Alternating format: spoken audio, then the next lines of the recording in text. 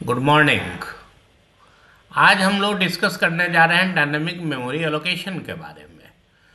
Dynamic memory allocation की ज़रूरत क्यों पड़ी? आखिर सवाल यह है कि न जब हम लोग अभी तक कंपाइल टाइम मेमोरी मैनेजमेंट पे ही काम कर रहे थे, तब इस डायनेमिक मेमोरी मैनेजमेंट की ज़रूरत क्यों पड़ी? इसके पीछे कारण क्या है? मान लीजिए कि अगर आप लिखते हैं इंट नम 5, ठीक है, यह जो एरे जो बना, इसका साइज प्रोग्रामर तय करता है। इसका साइज यूजर अपने रिक्वायरमेंट के हिसाब से रन टाइम में तय नहीं कर सकता है।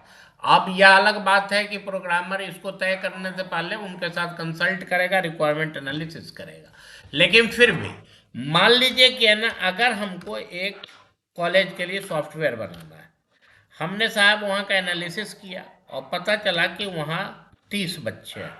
हमने वहाँ 35 बच्चों के लिए एरे क्रिएट कर दिया रोल नंबर का, ठीक है। यह जो 35 है हमने दिया 35, यूजर ने नहीं दिया। अब इस स्टैटिक नेचर के चलते, क्योंकि इसका नेचर चेंज ही नहीं हो सकता है, रन टाइम में कोई आदमी चाहे कि हम एरे के साइज को चेंज कर देंगे, ये संभव ही नहीं है।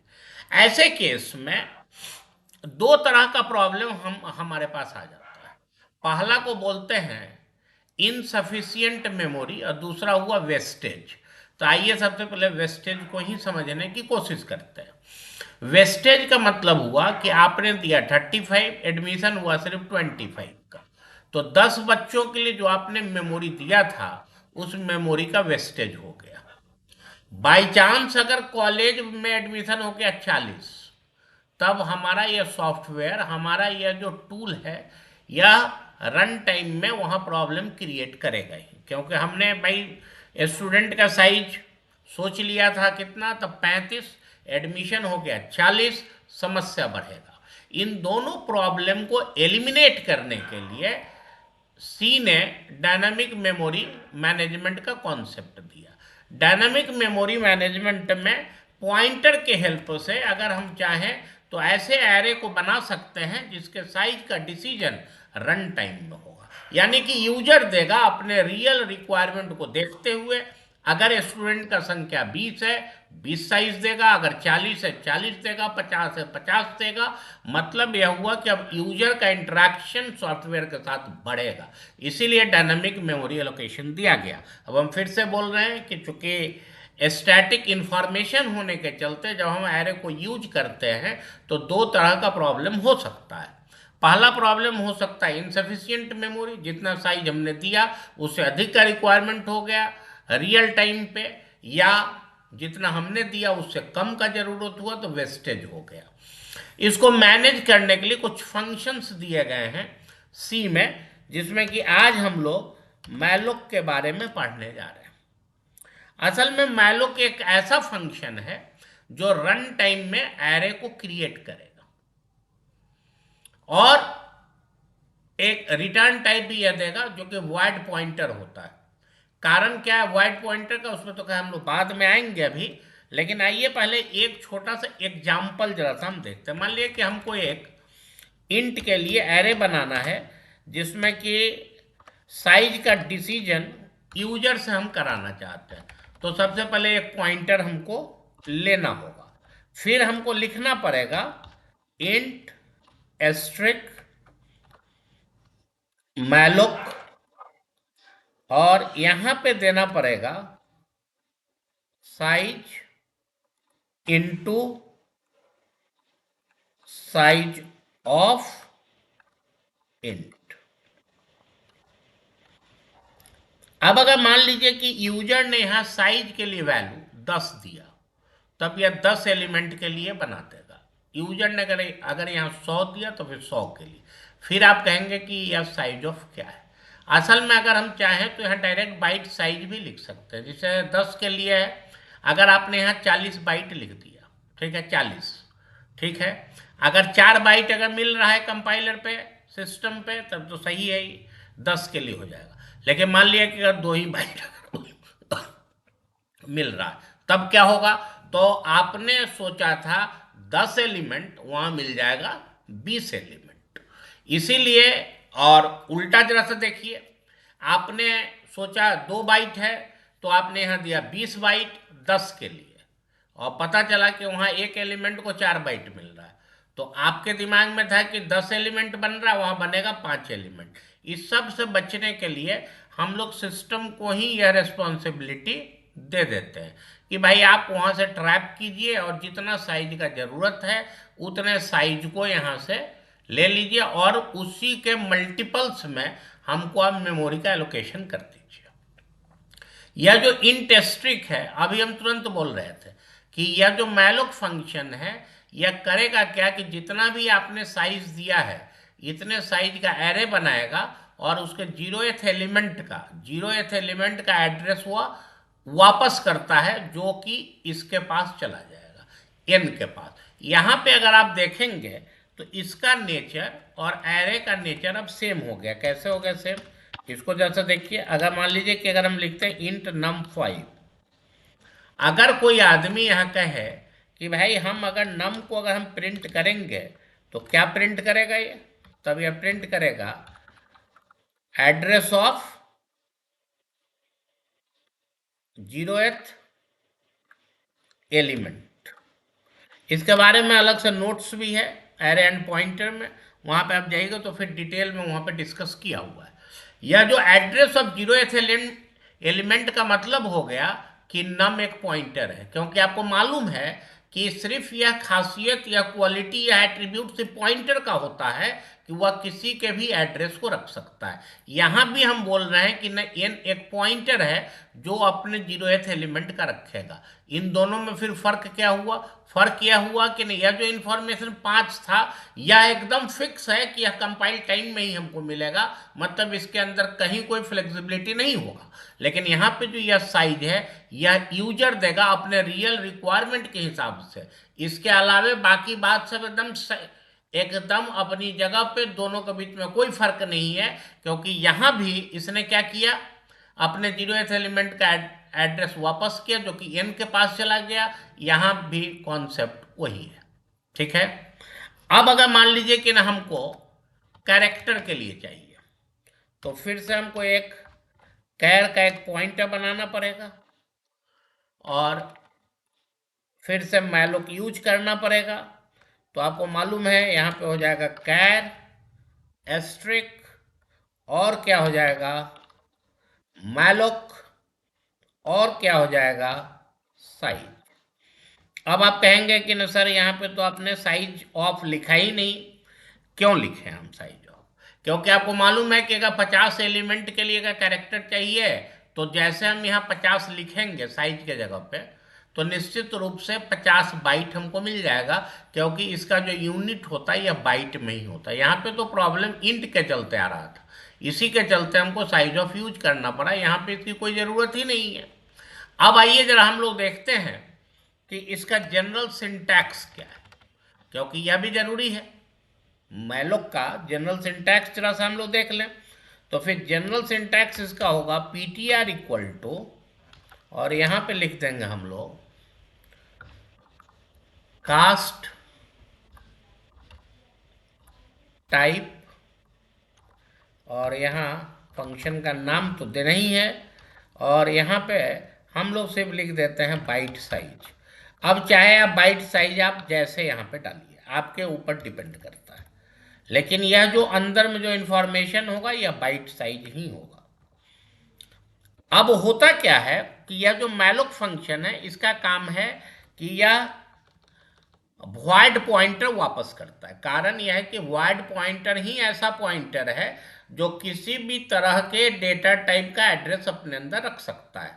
अब जरा सा आप बताइए, अगर इसका नेचर वॉइड नहीं रखा गया होता तब तो इंट के लिए अलग होता फंक्शन। मान लिया उसके लिए रहता मैलोक 1, तो इसके लिए रहता मैलोक 2। इसीलिए इन लोगों ने क्या किया कि मैलोक फंक्शन के रिटर्न टाइप को इन लोगों ने वॉइड रखा, मतलब वॉइड पॉइंटर रखा, ताकि हम इसके अंदर किसी भी तरह के डेटा टाइप को एकोमोडेट कर सके। क्लियर है? उसी तरह से अगर आप चाहिए फ्लोट, डबल, जो आप चाहिए लॉन्ग डबल, उसका आप एरे आप बना सकते हैं। अब आ जाइए जरा हम लोग एक प्रोग्राम पे डिस्कस करें, क्योंकि प्रोग्रामिंग लैंग्वेज है, बिना प्रोग्राम के तो काम चलेगा नहीं। आइए जैसा देखते हैं, यहाँ एक प्रोग्राम हमने लिखा हुआ है, इसको जैसा हम लोग देख रहे हैं कि ना क्या क्या काम करेगा। यह जो हेडर फाइल है stdlib.h, इसकी ज़रूरत कुछ कंपाइलर में नहीं होती है, लेकिन फिर भी हमको stdlib.h लिखने से कोई नुकसान नहीं है। हमारा यह मानना है कि कभी भी कंपाइलर बेस्ड डिस्कशन नहीं होना चाहिए। कोई भी अगर पढ़ाई कहीं भी पढ़ाए तो उनको कंपाइलर बेस्ड डिस्कशन नहीं करना चाहिए, नहीं तो बच्चे फिर उसके बाद परेशान हो जाते हैं। आइए यहाँ पे हमने इस लाइन में क्या किया है, तो दो हमने पॉइंटर लिया है, यहाँ पे दो नॉर्मल वेरिएबल है। अब देखिए यहाँ पे हम यूजर से पूछे enter the size of array, उसने जो भी साइज दिया, जो भी साइज उसने दिया वह साइज हम यहाँ एकोमोडेट किए। अब देखिए यहाँ पे नम हमारा एक पॉइंटर है। अब इंट स्ट्रिंग अभी तुरंत हम लोग देख रहे थे, malloc size into size of int, यह जो साइज कौन दे रहा है, यूजर दे रहा है, ये तो खासियत है इसका।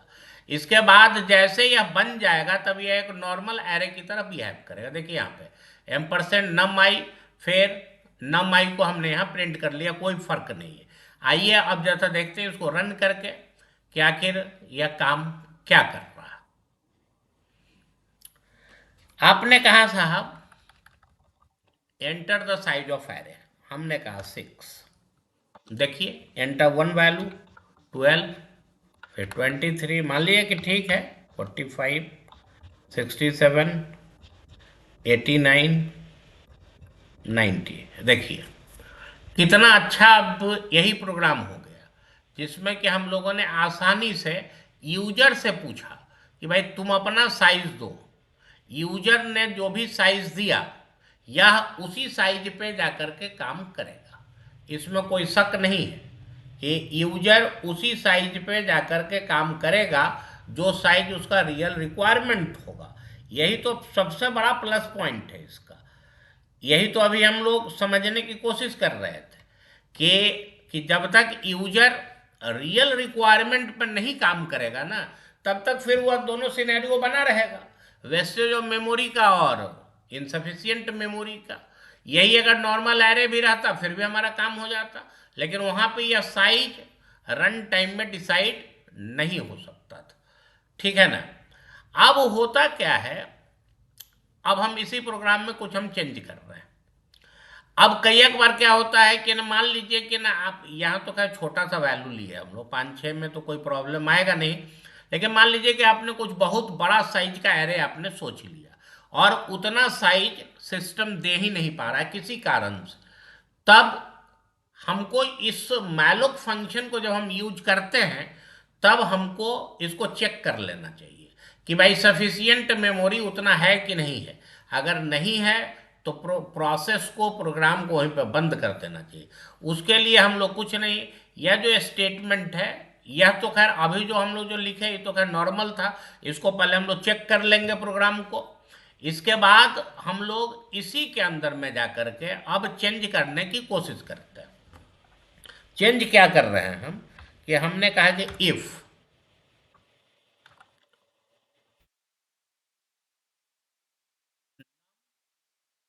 इक्वल टू, और यहां पे आ गया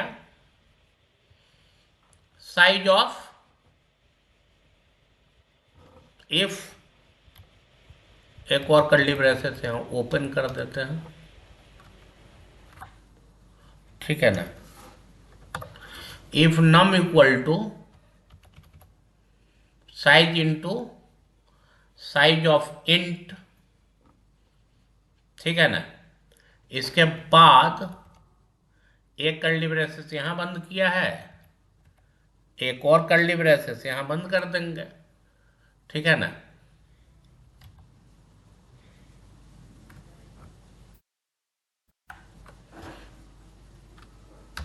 इक्वल टू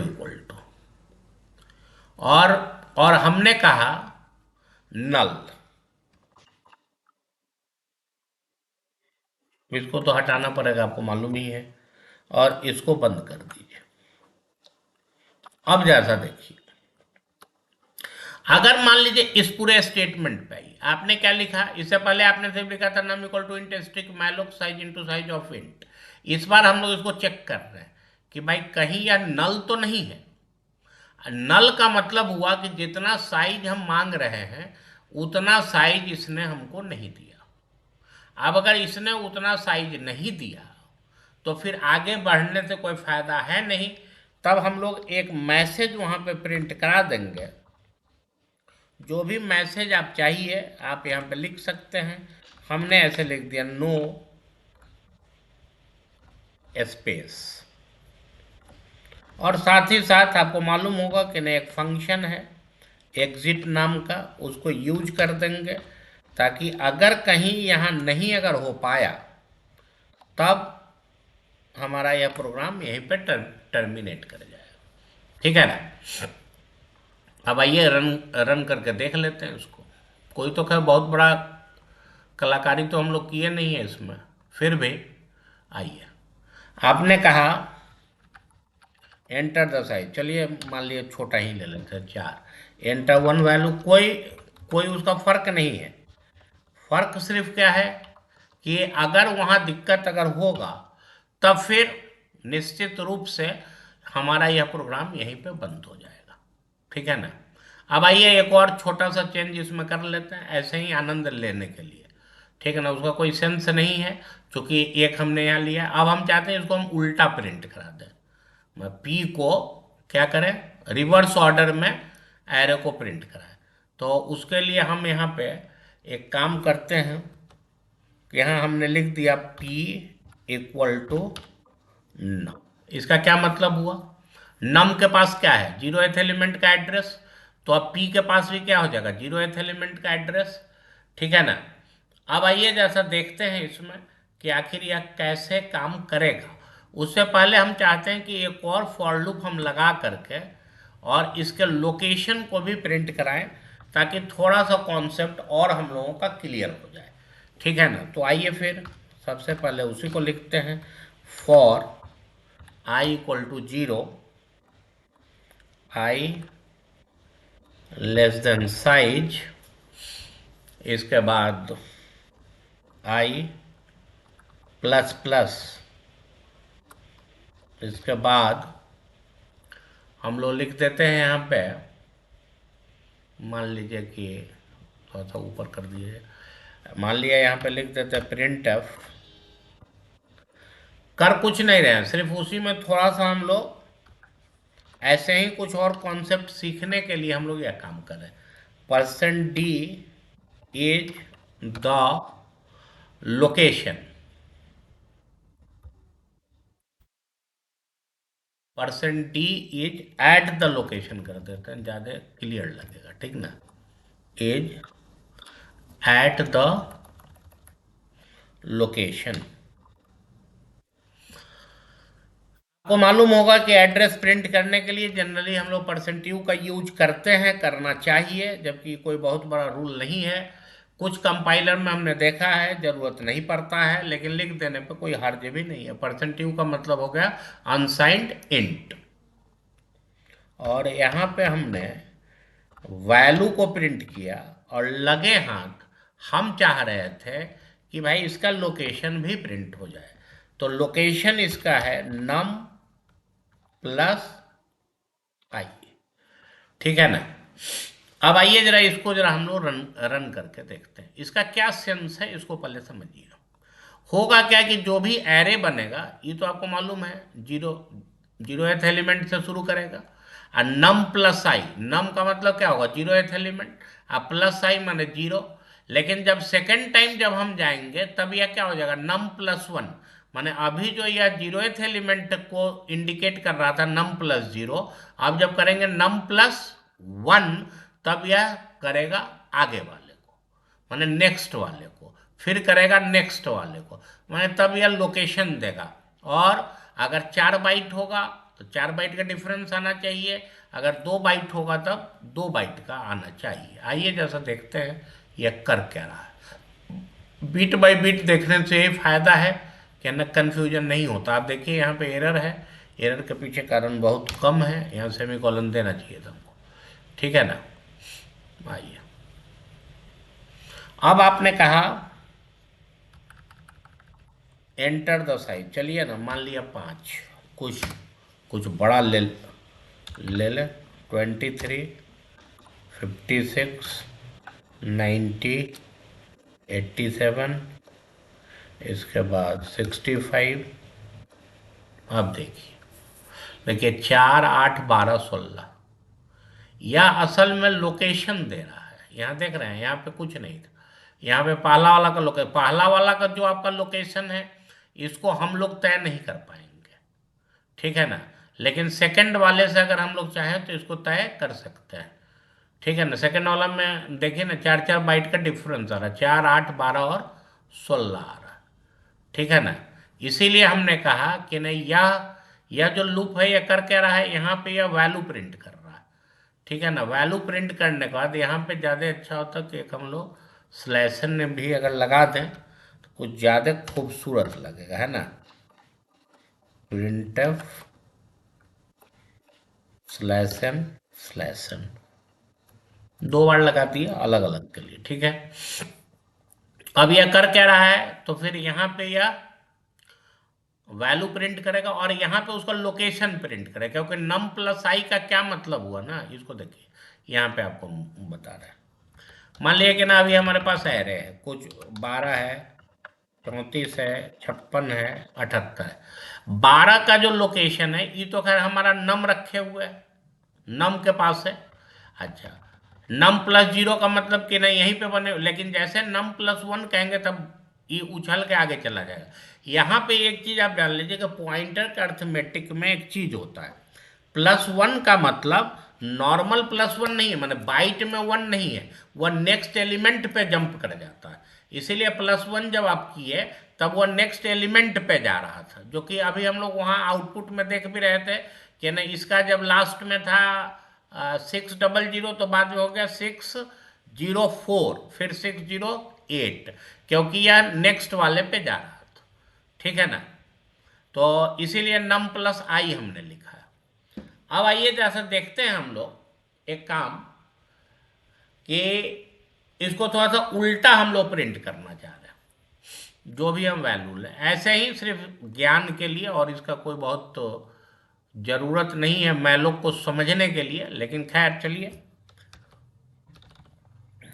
देखते हैं क्या करता है, ठीक है ना।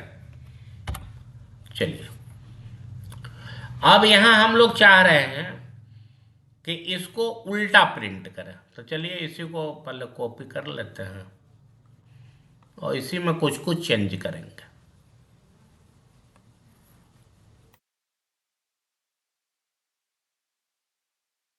अब करना क्या है हमको, कि यहाँ पे उल्टा लेके जाना है। तो आई का जो इनिशियल वैल्यू है, इसको हमने कर दिया साइज -1, और इसको लेके कहाँ तक चले गए, तो हो जाएगा ग्रेटर देन इक्वल टू 0, और यहाँ हो जाएगा आई माइनस माइनस, ठीक है। अब हम लोग करना क्या चाह रहे हैं यहाँ पे, क्योंकि ऊपर में पी में हम प्रिजर्व कराए हुए हैं इसको, तो हो जाएगा पी आई, और यहाँ क्या हो जाएगा, यहाँ हो जाएगा पी प्लस आई। यहाँ क्या हो जाएगा, पी प्लस आई। अब आप देखिए कि नहीं यह क्या कर रहा है, आई इक्वल टू साइज -1 क्यों किए हम लोग, क्योंकि अगर टोटल साइज अगर ले लेंगे तो आप 78 के लास्ट में आ जाइएगा। हमको रहना कहाँ है, तो ना 77 के नीचे, इसीलिए हमने -1 किया कि भाई लास्ट में आ गए, यहाँ से 4 बाइट पीछे जाएंगे तो फिर 56 का तो लास्ट आएगा 56 का, लेकिन इसका क्या होगा, इसका शुरुआत होगा तब ना यहाँ से यहाँ प्रिंट करेगा ये, ठीक है ना। इसके बाद आपने कहा पी आई, लोकेशन प्रिंट करा, फिर पी प्लस आई। तो पी पी आपका कर क्या रहा है, पी आपका क्या है, पी आपका अभी बेस एड्रेस रखे हुए है। प्लस आई जब आप करेंगे तो फिर इसका मतलब हो जाएगा कि ना आप 7 के नीचे आ जाएंगे, तब यह इसको प्रिंट कर लेगा। प्रिंट करने के बाद आपने कहा माइनस माइनस, तब अब जो है ना आई कहाँ चला गया, यहाँ पे था। अब जैसे माइनस माइनस करेंगे तभी 5 के शुरुआत में चला जाएगा। फिर जब उसको लोकेशन प्रिंट करेंगे तो 56 प्रिंट करना, उल्टा प्रिंट करेगा इस बार, ठीक है ना। आइए जैसा रन करके हम लोग देखते हैं इसको यह कर क्या रहा है। तो आइए इसको सेव कर लें। सेव करने के बाद यहाँ पे देखिए, यहाँ पे फिर कुछ एरर आ गया है। एरर क्या दे रहा है भाई? तो दे रहा है इस साइज असल में फालतू का यहाँ आ गया था, ठीक है ना, इसी के चलते एरर आ रहा। आइए अब हम लोग करेंगे क्या? तो एंटर द साइज, चलिए ना छोटा ही ले लीजिए, 4, 78, 90, चलिए 65, इसके बाद 45, 4 वैल्यू चाहिए था, 1 2 3 4 हो गया है। अब देखिए सबको, अब आप देखिएगा ये अब क्या कर रहा है। ई तो 78 से प्रिंट किया, लेकिन ई जो है ना 45 पहले प्रिंट कर रहा है, लास्ट वाला फॉर लूप आपका। यह जो आपका जो है लास्ट वाला फॉर लूप, यह असल में कर क्या रहा है, यह 45 पहले प्रिंट कर रहा है, देख रहे हैं ना, 45 का 65, तब 90, तब 78, मतलब कि उल्टा कर रहा है। देख लीजिए यहाँ पे वैल्यू भी उल्टा ही आ रहा है, 80 है, 80 में 4 बाइट। इसका मतलब हुआ कि हमारे इस सिस्टम पे हमको इंट के लिए मिल क्या रहा है, तो 4 बाइट, ये भी तय हो गया इससे, ठीक है ना।